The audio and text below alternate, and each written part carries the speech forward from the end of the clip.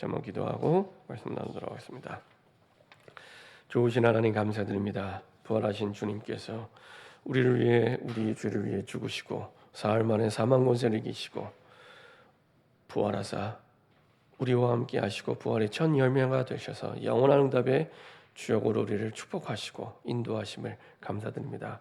그 그리스도와 함께 죽고 함께 사는 최고의 임마누엘 삶이 우리의 인생이 되게 하여 주옵소서.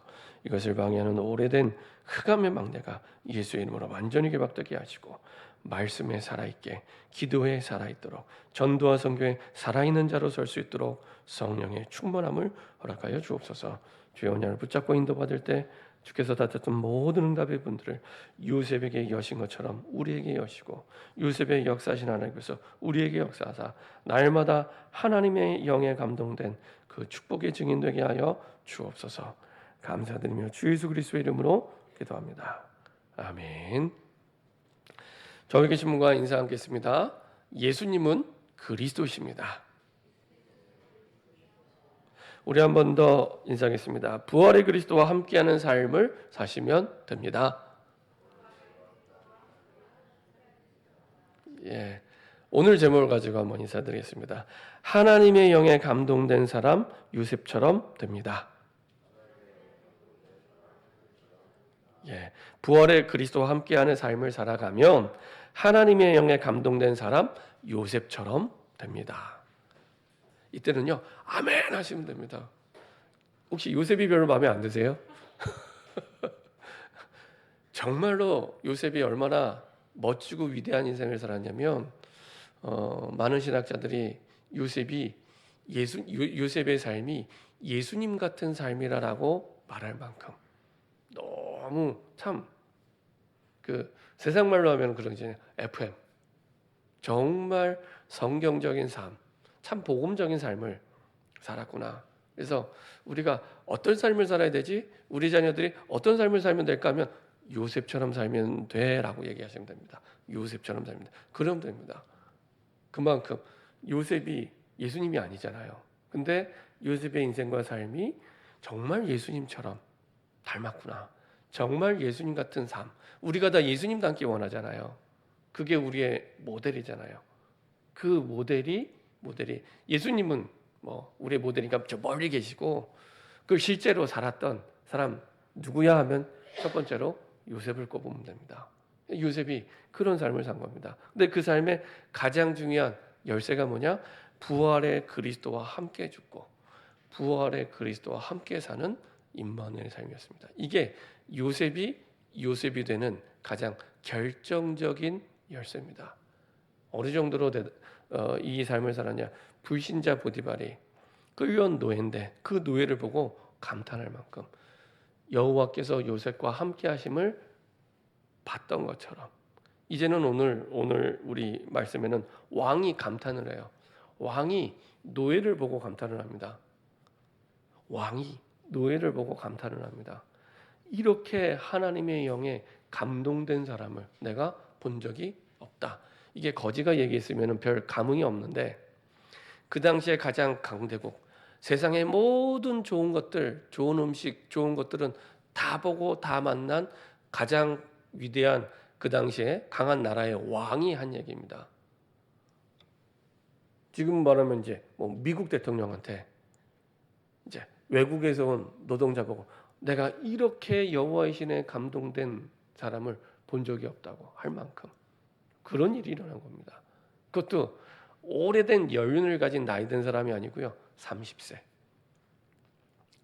나이에 그런 요셉을 보고 이렇게 하나님의 영에 여호와의 영에 감동된 사람을 내가 본 적이 없다라고. 그만큼 하나님은 요셉을 그 시대 단순히 한 사람을 전도하는 정도가 아니고요. 그 나라와 시대를 살리기 위해 택한 하나님의 백성이었습니다.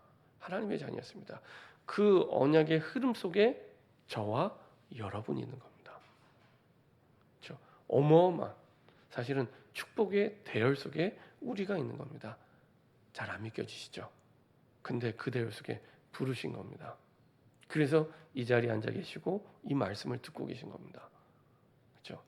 그래서 하나님은 그 시대를 살기 위해 요셉 요셉을 이렇게 사용하셨던 것처럼 지금 우리를 사용하기 원하십니다. 이게 우리의 정체성입니다.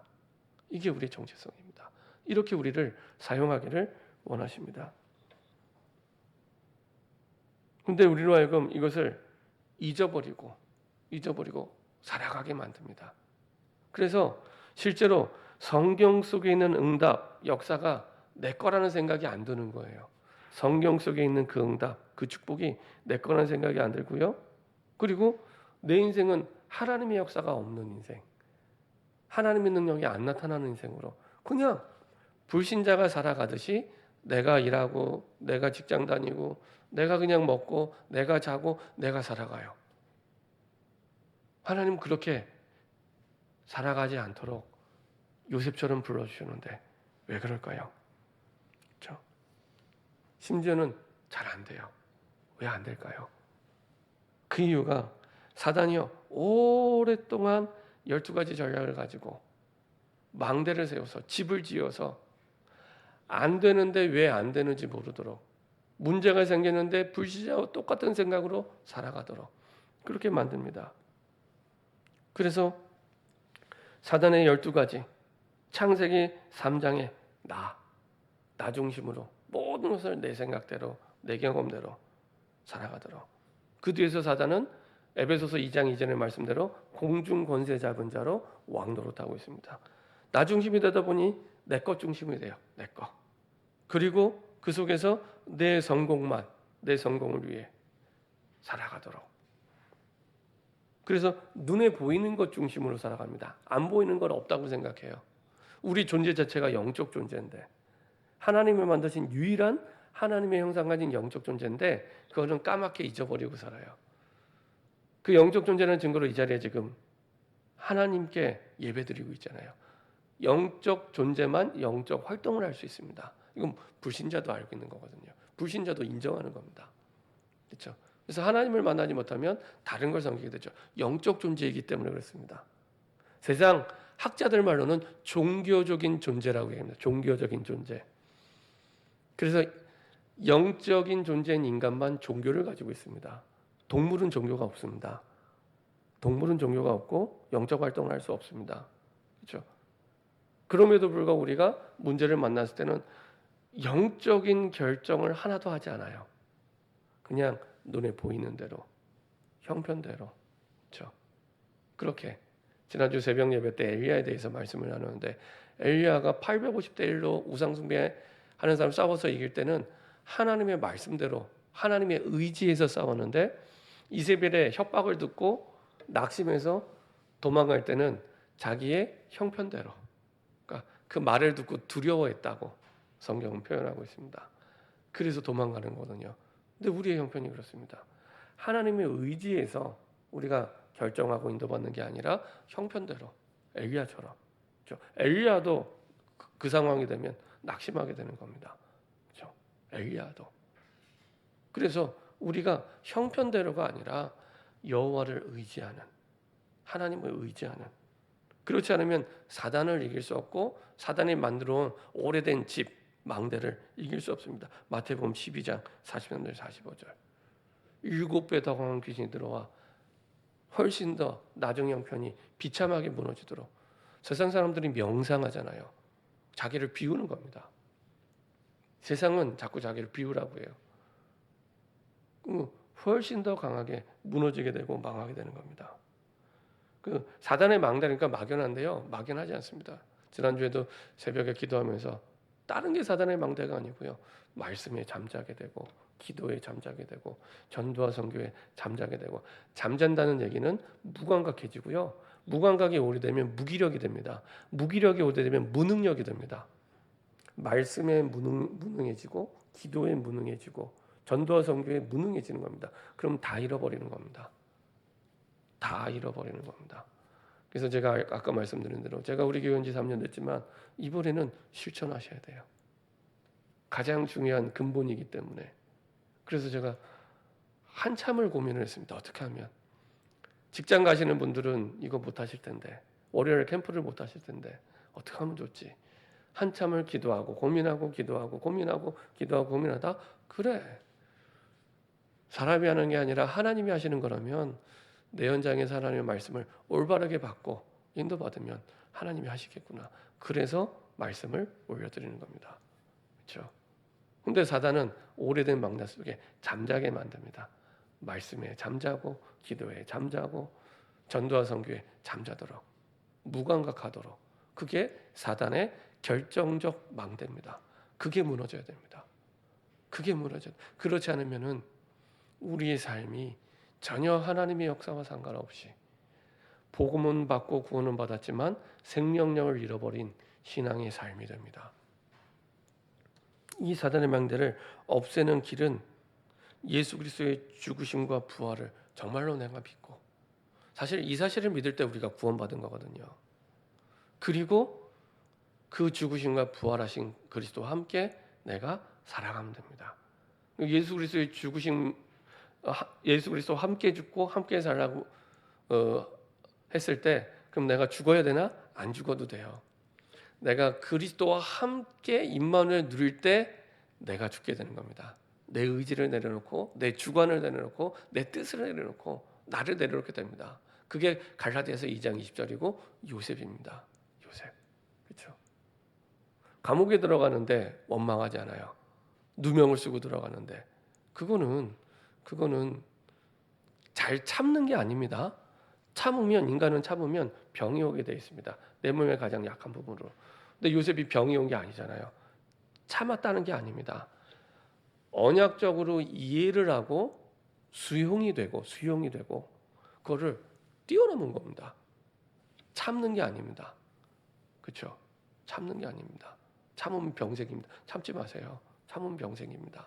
참는 게 아니라 하나님의 말씀으로 내 상황이 이해가 된 거예요. 현실적으로 보면은 말도 안 되는 상황인데 너무 억울한 상황인데 이해가 된 거예요. 이해가 되면 그때부터 내 마음에 갈등과 분노와 한이 눈녹듯 녹아내리기 시작합니다. 그리고 초월하게 됩니다. 그 너머에 하나님의 계획을 봤기 때문에 지금 현실이 아무것도 아닌 거예요. 아이고 세상 말로 하면 시군죽 먹기구나. 땅 짓고 헤엄치기구나. 이거 별거 아니구나. 중요한 거 아니구나. 진짜 중요한 건 그 너머에 있구나. 그렇죠? 진짜 중요한 걸 발견하게 됩니다. 이전에 문제가 크게 보일 때는 이 문제가 너무 크게 보이고 나는 스트레스 받고 힘들었는데 이거 별거 아니구나. 별거 아니구나. 이거 너머에 하나님 계획은 신기한 건 그때부터 내게 능력이 생겨요. 희한해요. 그때부터 능력이 생겨요. 그때부터.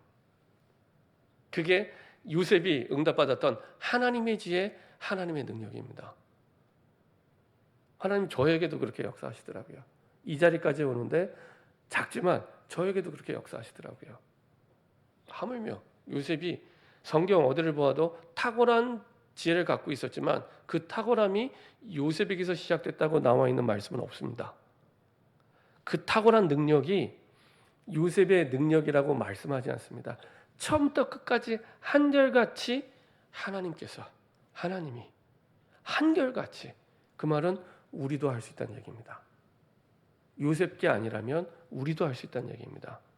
그렇죠? 그래서 하나님의 뜻을 위한 의의 병기로 쓰임 받도록 하나님 우리에게 힘 주시죠. 이미 이긴 싸움인데 영적 싸움, 육신 싸움 싸우지 말고, 문제는 육신적인 문제가 맞습니다. 현실 문제가 맞는데 육신 싸움 싸우지 말고 영적 싸움 싸우라. 99.9%가 다 육신 싸움 싸우고 있잖아요. 그렇죠? 왜냐? 몰라요. 사단의 망대가 오랫동안 잡고 있기 때문에 몰라요. 사단이 뿔 달리고 나타난 게 아닙니다. 말씀에 잠자고 기도에 잠자고 전도와 선교에 잠자는, 그게 사단의 가장 강력한 망대입니다. 그것만 못하게 하는 겁니다. 그것만. 딴 거 다 해요. 밥도 먹고 잠도 자고 일도 하고 다 하는데 그것만. 자, 그래서 하나님 그 속에서 하나님이 이미 준비하신 숨은 계획을 확인하게 하죠. 이 모든 일들이 기준이 있습니다. 어떤 기준을 가지고 이러느냐? 말씀대로. 자, 마태복음 28장 6절 한번 보겠습니다. 마태복음의 가장 마지막 장입니다. 예수님의 부활하심에 대해서 천사가 얘기해 주는 겁니다. 천사가. 예수님의 부활하심에 대해서 천사가 얘기해 주는 겁니다. 마태복음 28장 6절입니다.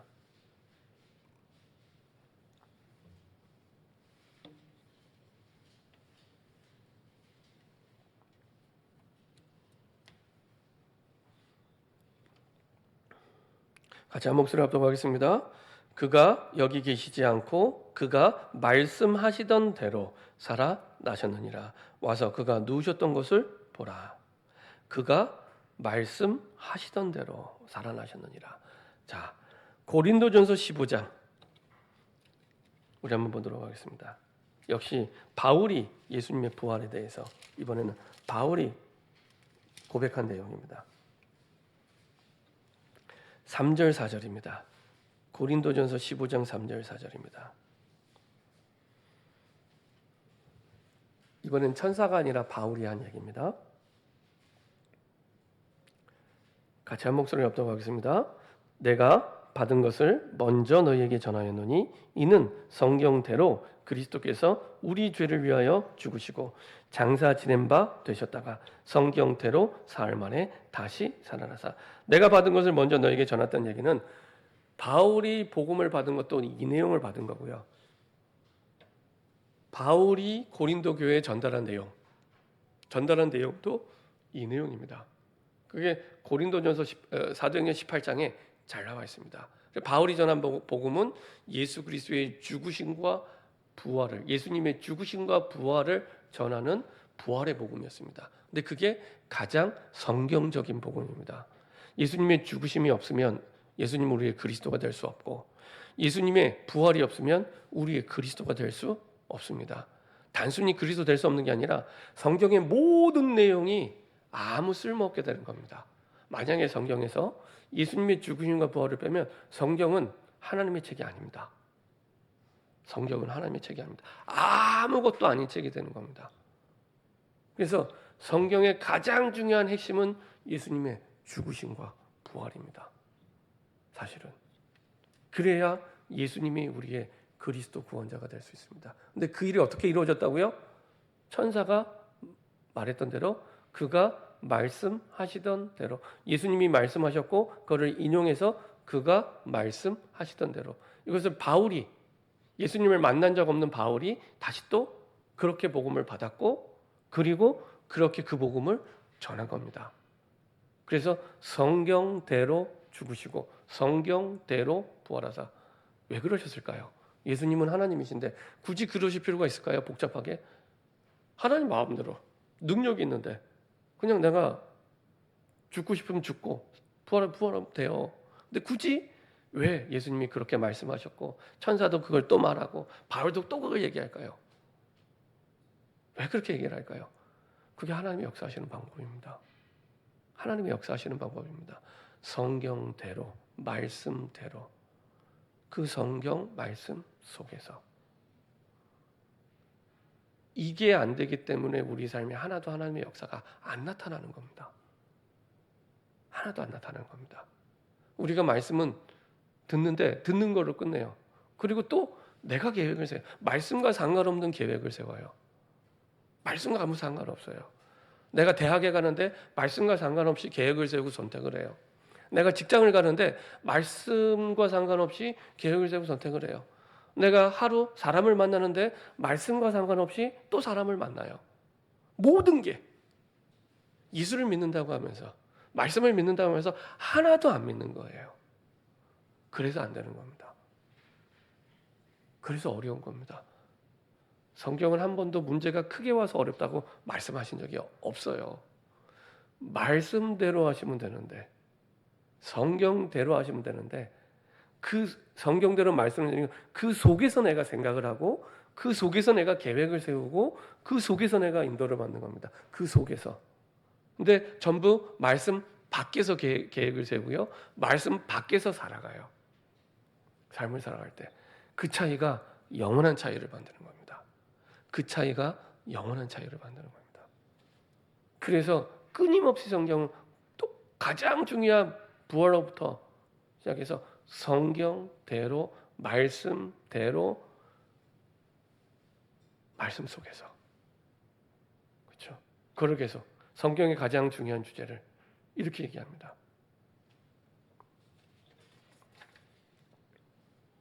하나님의 영에 감동된 요셉이 어떻게 그런 요셉이냐? 말씀대로. 다른 게 아니고요. 말씀대로. 말씀 속에서. 성경을 자세히 보시면 단 하나도 요셉이 말씀 밖에서 계획을 세워서 만든 게 없어요.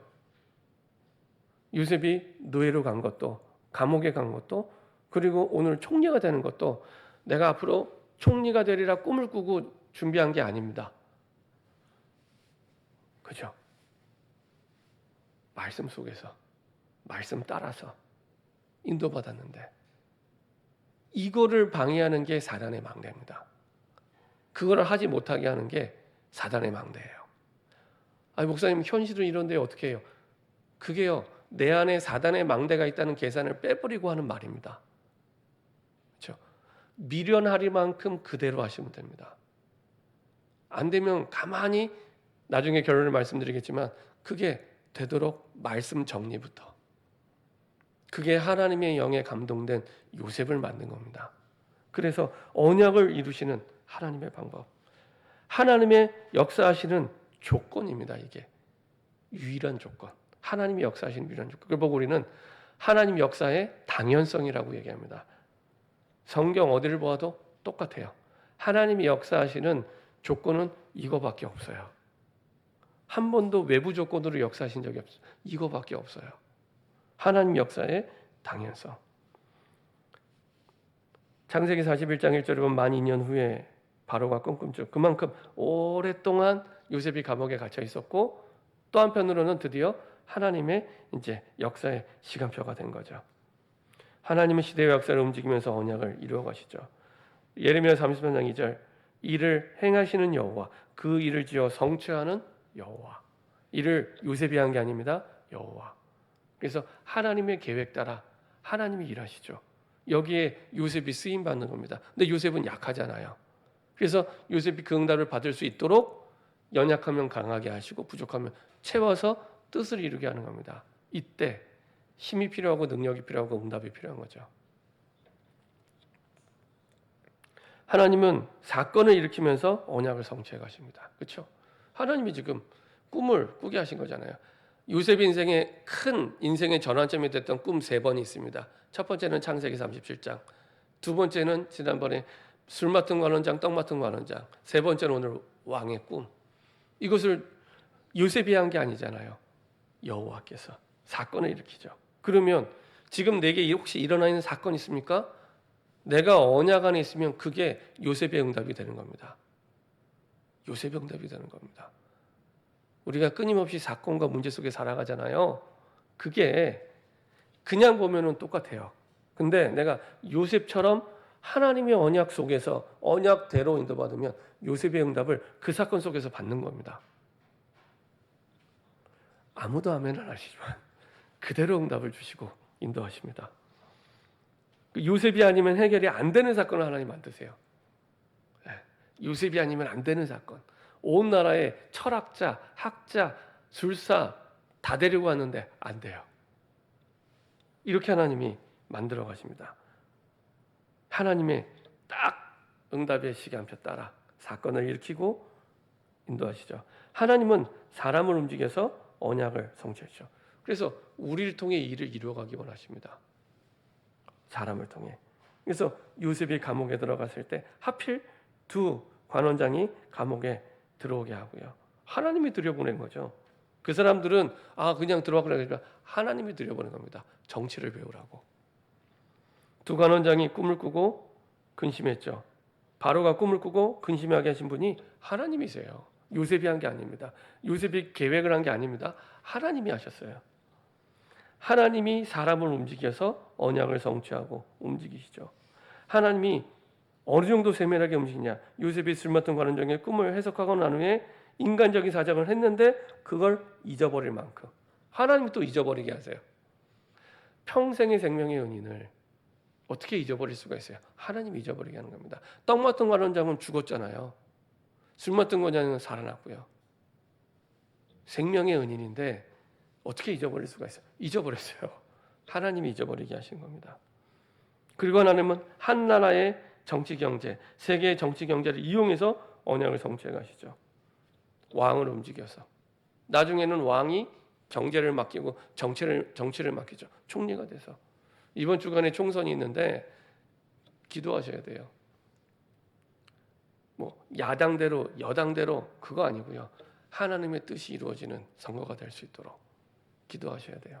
하나님의 뜻이 이루어지는 선거가 될 수 있도록. 그래서 우리는 모든 것들이 하나님의 뜻대로 언약대로 이루어지도록 그 모든 것들을 하나님이 움직여 가십니다. 세계 경제도 세계 정치도 한국의 정치와 한국의 경제도 하나님의 절대 계획이죠. 아무도 막을 수 없습니다. 어떤 나라의 왕도 영웅도 장군도 막을 수 없습니다. 하나님의 절대 계획, 하나님의 역사하시는 절대성이죠. 모든 것들을 세계복음화를 두시고 요셉의 여정을 움직이시고 요셉을 주인공으로 하고 나라의 그 당시 가장 강대국의 나라와 정치와 경제를 움직이시는 것처럼 우리를 움직이고 계십니다. 근데 언약 안에 있는 사람이 우리가 언약 안에 있는데 실패하는 이유 언약 붙잡은 자가 완전 승리할 수밖에 없는데 승리하지 못하고 실패하는 이유 언약에 대한 확신이 없어요. 언약에 대한 확신이 없어요. 하나님의 언약을 안 믿어요. 그 증거가 말씀을 들었는데 그러면 내 한 주간의 삶의 계획이 매일의 만남이 언약 속에서 계획이 세워지고 언약 속에서 만나는 만남이 아니에요. 그냥 또 내가 살아요. 안 믿는다는 겁니다. 말씀을 안 믿는 거예요. 그래서 그렇습니다. 요셉은 언약 안에 있는 구원을 확신했고요. 창세기 37장 1절부터 11절 자기가 바보 취급을 받은 미움을 받는 거 알고 있는데도 확신할 만큼 확신했어요. 그러니까 내가 바보 취급을 받고 내가 미움을 받는 게 중요하지 않다는 그 너머의 것을 본 거예요. 그만큼 두 번 꿈을 꿨다는 얘기는 바울도 두 번 꿈을 꿨지만 하나님이 확실하게 하시겠다는 겁니다. 그래서 오늘 요셉이 그 바울이 두 번 꿈을 꾼 걸 두고 얘기했잖아요. 하나님이 확실하게 하실 것을 당신에게 얘기하는 거라고. 요셉은 확신이 있었습니다. 본인이 경험해봤기 때문에. 32절에 창세기 41장 32절에 바로께서 꿈을 두 번 겹쳐 꾸신 것은 하나님이 이 일을 정하셨습니다. 하나님이 속히 행하시리라. 자기가 체험해본 증인입니다. 창세기 37장에 꿈을 두 번 겹쳐 꿨거든요. 근데 그대로 행하셨던 걸 확신하고 있기 때문에 당당하게 그 응답의 근거 속에서 얘기하는 겁니다. 갑자기 어느 날 뚝딱 얘기한 게 아니고요. 그렇죠?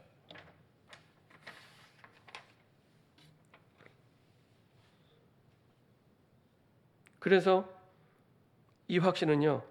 기도하면 하나님이 들으시고 응답 주신다는 사실을 확신했기 때문에. 그래서 창세기 37장의 언약을 붙잡고 창세기 39장 3절, 5절, 20절, 23절 어디를 가든지 다 응답받았어요.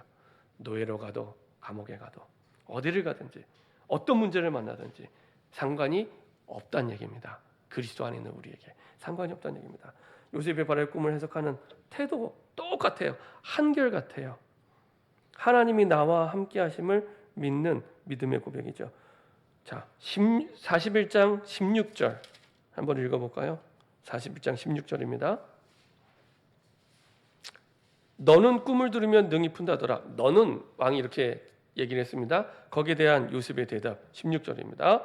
요셉이 바로에게 대답하여 이르되 내가 아니라 하나님께서 바로에게 편안한 대답을 하시리라. 자, 25절 한번 보겠습니다. 41장 25절입니다. 같이 합독하겠습니다. 요셉이 바로에게 아뢰되 바로의 꿈은 하나라. 하나님이 그가 하시리를 바로에게 보내십니다. 또 한번 보겠습니다. 28절입니다. 41장 28절입니다. 내가 바로에게 이르기를 하나님이 그가 하실 일을 바로에게 보이신다 함이 이것이라. 32절입니다. 바로께서 꿈을 두 번 겹쳐 꾸신 것은 하나님이 이 일을 정하셨습니다. 하나님이 속히 행하시니. 한결같이 주인공이 누구예요? 하나님이 내가 아니라 하나님이. 그래서 한계가 없어요. 하나님이 하셨기 때문에 거기에 대한 확신이 있었습니다. 그렇죠? 그 확신이 어디서 와요? 언약의 근거에서. 언약이 없으면 확신도 없습니다. 그렇죠? 그 믿음의 근거가 없는 건데 어떻게 믿을 수가 있겠습니까? 믿음의 근거 없는 믿는다? 죄송합니다. 세상적인 표현으로 다 뻥입니다. 다 뻥. 다 뻥입니다. 그걸 보고 맹신이라고 하면 맹신. 그렇죠? 근거가 없는 믿음은 맹신이에요. 근데 요셉은 근거가 분명합니다. 그래서 하나님이 자, 이게요 결국에는 나를 내려놓게 하고요 하나님의 계획을 확신하게 합니다. 이게 갈라디아서 2장 2절, 우리가 늘 말로만 했던 갈라디아 2장 2절이 이때 되는 겁니다. 내가 아니라 하나님이, 나는 죽고 하나님이 사는, 이때 되는 겁니다. 그렇죠? 내가 죽어야지 죽는 게 아닙니다. 나는 할 수 없습니다. 나와 함께 계신 하나님이 믿어질 때 나를 내려놓게 되는 겁니다. 그렇기 때문에 이게 뭐와 이어지냐? 용서할 수 있어요. 용서할 수 있어요. 왜요? 형들이 나를 노예로 보는 게 아니고요. 보디발의 아내가 나를 누명 써서 감옥에 보낸 게 아니라는 겁니다. 그렇죠? 그때 용서가 돼요. 혹시 미워하는 사람 있으세요? 미워하는 사람 있으세요?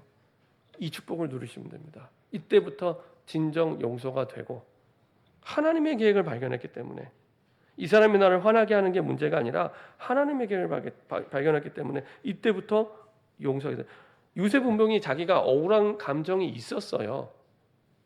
억울한 감정이 없는 사람이 아닙니다. 그게 창세기 40장 14절 15절 분명히 얘기를 했어요. 억울하게 갇혀 있다고 감옥에.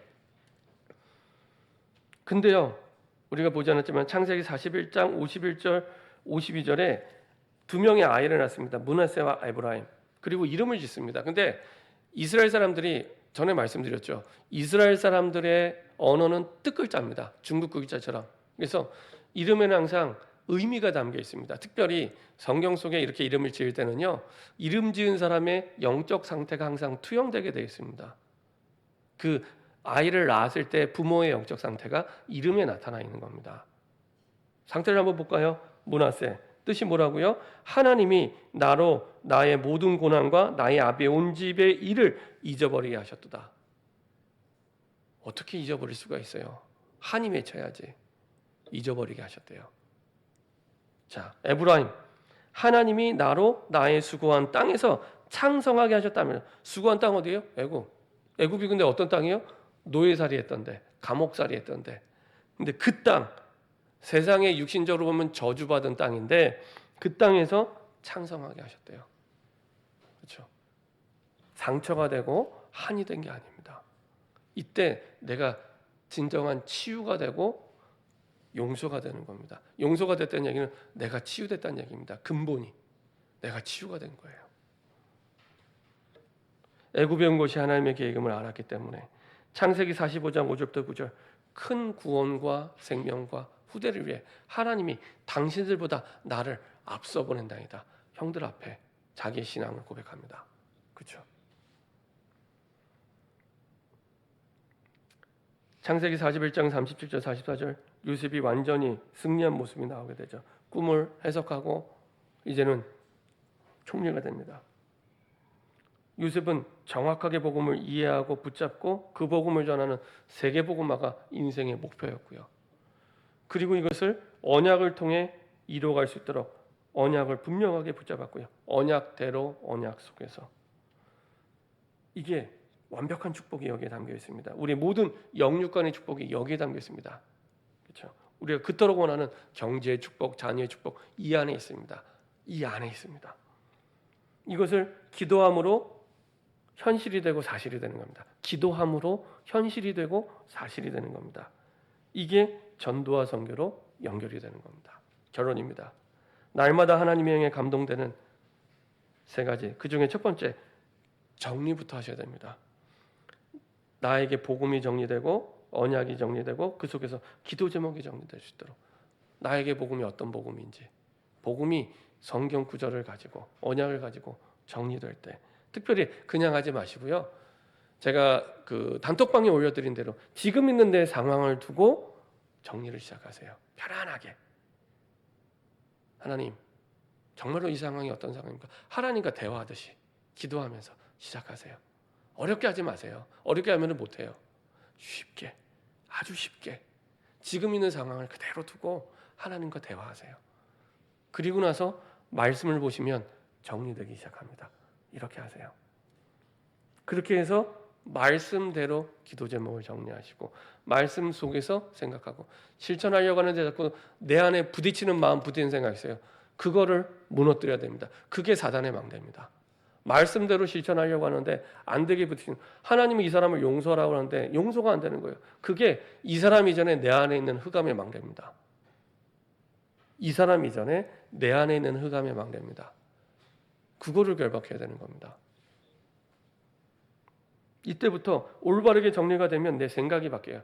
생각이 바뀌지 않으면 언약을 가진다고 가지는데 나에게 아무런 역사가 일어나요. 왜냐하면 생각대로 행동하거든요. 생각대로 살아가요. 내 마음에 품은 대로 살아가요. 그래서 생각이 안 바뀌면 아무리 내가 언약을 붙잡는다고 말은 하지만 말뿐이 되는 겁니다. 생각이 안 바뀌었다는 것은 아직 언약이 정리가 안 됐다는 겁니다. 그리고 이렇게 생각이 바뀌게 되면 가장 먼저 감사가 회복이 됩니다. 야, 감사하다. 문제인 줄 알았는데, 어려움인 줄 알았는데, 나를 힘들게 하는 사람인 줄 알았는데 그게 아니라 세계복음화를 위한 축복의 만남이었고 응답의 발판이었구나. 다르게 생각이 됩니다. 제가 그 원주에 있을 때 그 4년 3개월 동안 토요일 빼놓고는 매일 새벽 기도를 했습니다. 새벽 4시에 일어나서 이렇게 그 차량 운행을 하고 예배 인도를 하고 다시 차량 운행을 하고 갔어요. 매일 4년 3개월 동안 그렇게 했었어요. 근데 그 안 할 수가 없었어요. 왜냐하면은 앞을 못 보는 그 소경 권사님이 한 분 계시는데 이분이 그 예수님을 영접하고 하나님의 자녀가 된 이후로 예배를 한 번도 안 빠지세요. 앞을 못 보시는데 연세가 80이 넘으셨는데 예배를 안 빠지세요. 주일 모든 예배 다 참석. 수요 예배, 금요 예배, 새벽 예배, 주일 새벽 예배까지, 주일날도 새벽 예배를 했거든요. 다 1년 360일 한 번도 안 빠지세요. 한 번도. 새벽 예배도요. 제가 모시러 가면은 새벽 3시 반에 일어나세요. 매일 새벽 3시 반에 일어나서 1시간 딱 준비하고 기다리고 계세요. 어쩔 때는 이분 아프지도 않으세요. 아프지도 않으세요. 그래서 어쩔 때는 좀 힘들 때가 있더라고요. 근데 나중에 시간 지나고 보니까요. 이거는요. 완벽한 하나님의 응답하게 어딜 가든지 살아남을 수 있는 임마누엘을 누릴 수 있도록 하나님의 완벽한 계획이었어요. 너무 놀라운 거. 제가 우리 교회 온 이후로 몇 달 있다 돌아가셨어요. 우리 교회 온 이후로 진짜 거짓말같이 몇 달 있다 돌아가셨어요. 뭐 제 상상일 수 있겠지만 하나님이 저를 위해 준비하신 분이구나. 저는 그렇게 생각합니다. 저를 위해 준비하신 분은 정말 갑자기 이분이 갑자기 우리 교회 온 이후 몇 달 있다가 갑자기 돌아가셨는데 갑자기 암이 발병이 돼서 갑자기 돌아가셨대요. 83세, 84세. 너무 신기해요. 네, 그런 분이 몇 분 계세요. 그런 분이. 그래서 하나님이 요셉처럼 나를 후련시키고 인도하시는 여정이었구나. 참 감사하다. 그래서 저는 제 개인적으로는 새벽 시간에 기도하는 게 너무 소중합니다. 저에게는 모든 것을 사실은 힘을 얻는 가장 소중한 시간이 그 시간입니다. 그래서 언약에 대한 정리부터 이렇게 요셉의 축복과 응답을 누리게 됩니다. 이번 한 달 동안 정말로 우리의 아침, 낮, 밤 세 가지를 집중하며 언약을 정리하고 인도받는 요셉 같은 삶의 축복이 우리 삶에 새롭게 시작되기를 소원합니다. 기도하겠습니다. 주님 감사드립니다. 하나님의 영에 감동된 사람 요셉처럼 살아가게 하여 주옵소서. 언약 안에서 말씀대로 말씀 속에서 살아가게 하여 주옵소서. 감사드리며 예수 그리스도의 이름으로 기도합니다. 아멘.